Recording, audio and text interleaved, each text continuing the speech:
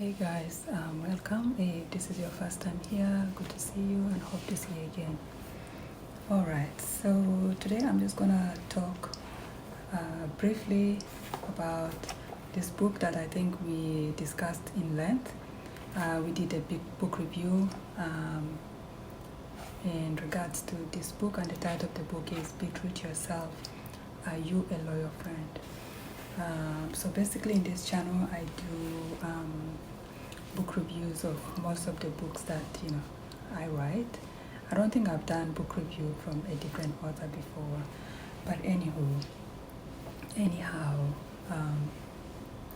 pardon my French. So so the book is actually available on Amazon for those who are interested, but you don't have to, because you can always come here and I'll give you guys a quick chat about different aspects of what is going on as far as this book or any stories that is linked to the notion behind this book. Okay. All right. So what does it mean by are you a loyal friend? Basically, is are you a loyal friend? Because if you are a loyal friend, someone else that you are friends to, are they also loyal to you? Are they loyal back? Or you just make assumption that because you are really good friends with them and then they are loyal back? Or do you make assumption that because you are best friend with someone and of course they are going to be loyal back? Or do you say you are best friend with someone based on the fact that they are your best friend too?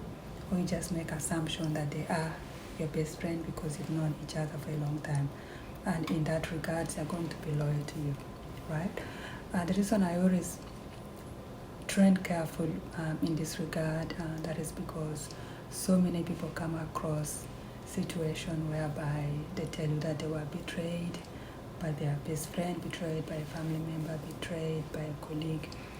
So when someone betrays you, how do you handle it? Do you look at it as a mishap on your side or on their side?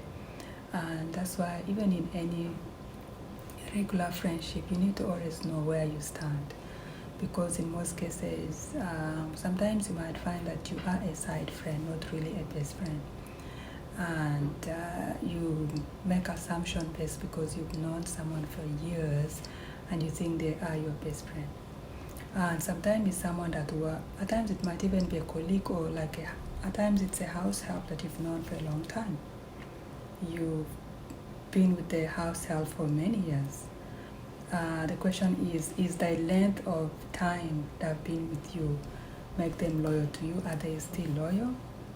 Or is their loyalty tested? Or you just make assumption that because they've been with you for a long time, then they are absolutely loyal to you. A classic example is, for example, a house help or a babysitter.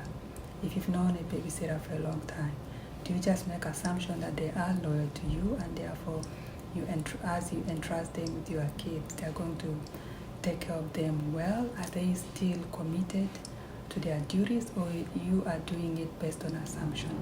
The reason I'm saying that is I think in recent month there was a caregiver, or rather a babysitter, that was looking after a toddler, and every time the mom will come home, they'll find the baby with wounds in different parts of the body, and the nanny would say, yeah, he fell, or he had an accident, he fell.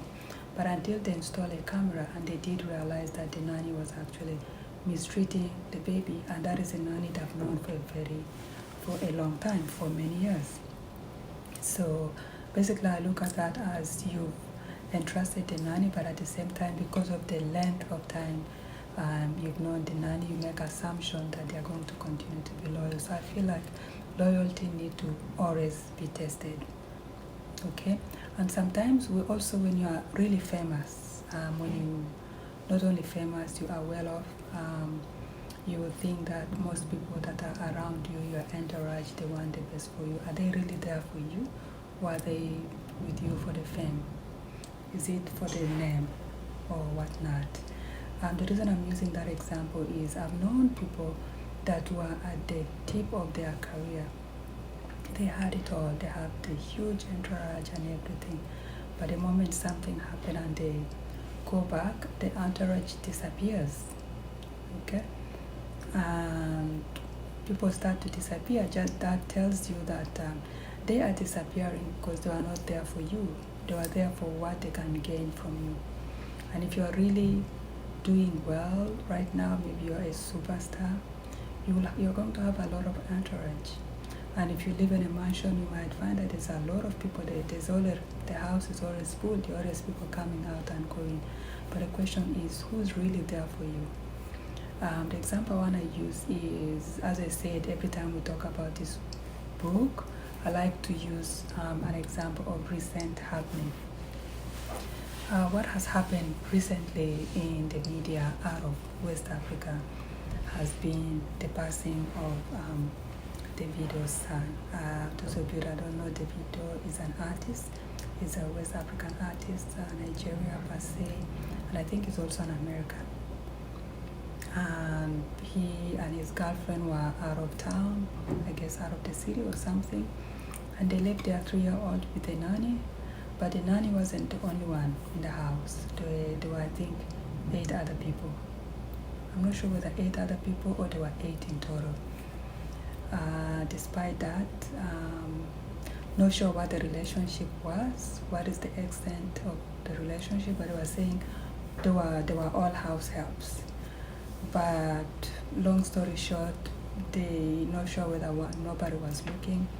His 3-year-old wandered around the mansion and ended up in a pool, and he passed on, basically passed on by drowning, right? So again, that brings us to the question is, did they trust the wrong people? Where was the loyalty of the nanny? Was the nanny really loyal to his employer, that he will really dedicate her time to really take care of the child? Whether you have a phone call, you can still answer the phone while you have the 3-year-old with you. Or just make sure you go to a room, lock the door, and just have the 3-year-old on your side while you are talking on the phone or whatever it is that you are doing, right? But that wasn't the case. It's a situation is as if the moment the couples left the mansion, everyone started doing their own thing, and nobody cared about the 3-year-old, and unfortunately, he passed on. So that's why I always tell you guys, you cannot trust anybody, because even though you think someone is loyal to you, that sometimes is an assumption. Don't assume that because you are paying someone well, they're gonna be loyal to you. Don't make assumption that because you've known someone for a very long time, they're gonna be loyal to you.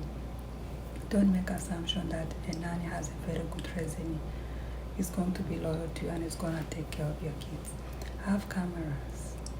Make sure there's cameras. There are cameras that you can have and have it linked on your iPhone.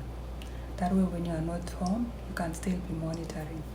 And if you are seeing the child maybe wandering in a place where the child is not supposed to be, you can call the house,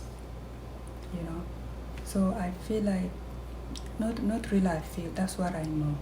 You cannot trust anybody, because you need to stop putting your loyalty in the wrong place and in the wrong people, because humans can surprise you, okay? Anyways, I'm going to talk to you guys about something else, spiritual aspect of this, but I will talk about it in the next video. Okay, ciao, and I'll see you guys in the next one. Take